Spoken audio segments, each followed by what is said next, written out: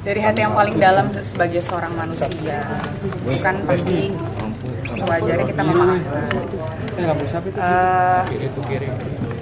Menang atau kalah dalam sebuah permasalahan itu udah jadi pilihan terakhir buat kita gitu. Jadi itu kayak titik terendah kami deh untuk mikirin menang atau kalah.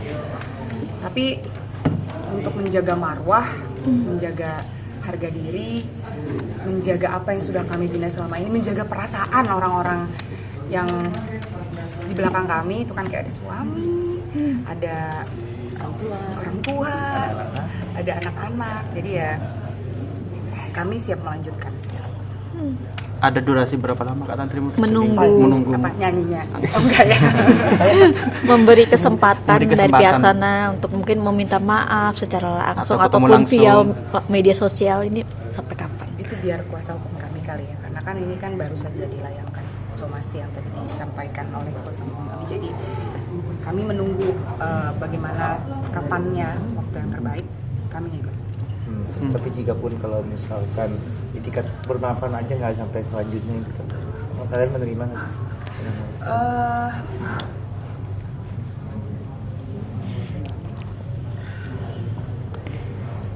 Gak ada yang mau jawab ya? Mungkin gue ya? Itu juga padahal ya. Kalau udah memaafkan pasti saling memaafkan sama manusia, tapi ya itu tadi yang tadi Tantri bilang. Jadi proses mediasi itu kan sudah dilakukan. Yang selama ini ditayangkan itu kan hanya terlihatnya tuh Sela saja yang mediasi dengan pihak beliau. Tapi kan di sana pun ada kami berdua juga.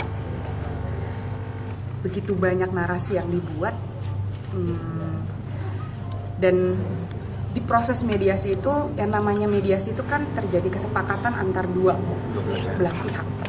Kalau hanya memikirkan satu pihak untuk mementingkan kepentingannya, tidak terjadi kesepakatan. Iya, sebenarnya kita nggak kepengen lah ya, nggak kepengen gitu. Apalagi dia itu pernah jadi bagian dari sejarahnya Kotak. Cuman karena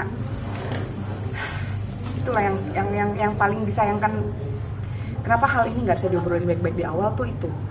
Dan akhirnya makin membesar narasinya, makin membesar konten-konten yang menyudutkan, ya akhirnya kami bersepakat untuk ya lanjutin aja. Karena ini negara hukum, balik lagi negara hukum.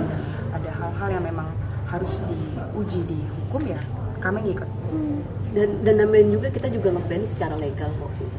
Kita bermusik secara legal, kita menghibur banyak orang. Ya kan kita nggak ilegal ya. Dan kita menjalankan kegiatan hibur-menghibur ini juga saya rasa tidak ada kita melanggar hukum itu tidak ada. Melanggar undang-undang pun juga tidak ada. Jadi kita sepakat bertiga ya tetap manggung, tetap menghibur, karena ya orang-orang yang minta dihibur ya kita hibur ya.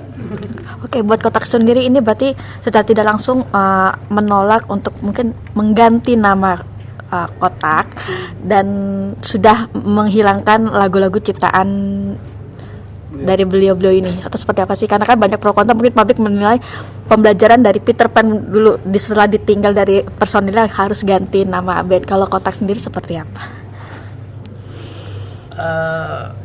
Aku rasa perjalanan bertiga selama 12 tahun ya. Terus yang aku bilang tadi, selama kita menjalani ini tidak melanggar undang-undang dan hukum, terus saja berjalan. Tadi saya udah disampaikan waktu pas lagi press conference, cuman saya lurusin lagi. Kotak itu kan terbentuk dari ajang pencarian bakat, namanya The Dream Band, saat itu tahun 2004. Proses pencarian ajang bakat itu prosesnya tuh audisi person ke person, jadi satu individual. Yang bass basis, bass gitaris, bass drummer, bass vokal.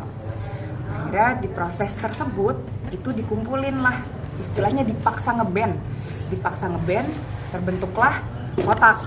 Nah, jadi bukan band Kotak yang ikut audisi, tapi personalnya audisinya tuh masing-masing gitu. Jadi ya pas di situ kalau misalkan dibilang personil lama kan masih ada Sela gitu. Beda halnya kalau misalkan kami berdua yang ngeband tanpa Sela, ya kita sih ya silakan aja. Toh kita nggak mempermasalahkan masalah nama. Yang paling kita permasalahkan adalah ketika kami tidak bisa berkarya kembali, itu aja. Jadi silakan deh nanti kita ya tadi yang saya bilang, akan ada sesuatu hal, maksudnya karena ini proses hukum ya kami mengikuti alurnya seperti apa. Tapi kembali lagi bukan masalah namanya kalau buat kita. Yang kami takutkan adalah kami berhenti untuk bisa berkarya, memberikan sesuatu hal yang baik untuk yang mendengarkan. Kak, mungkin after dari preskon ini mungkin Kotak sendiri akan mungkin tidak menyanyikan ciptaan yang lagu bersama atau tetap menyanyikan atau seperti apa? Kat mau ya. Kat mau wes Sudah tadi. Hanya diulang 10 kali. Seneni Mas, Seneni. Wes. Kak, kalau untuk Ya, Kotak udah. sendiri kan Oke. punya band baru nih. Kalau untuk dari Kotak sendiri supportnya seperti apa sih untuk kepada perusahaan yang punya band baru nih? Mas, dari awal dia memutuskan mengundurkan diri ya 2011 itu kami menghargai keputusannya gitu. Dan di situ kan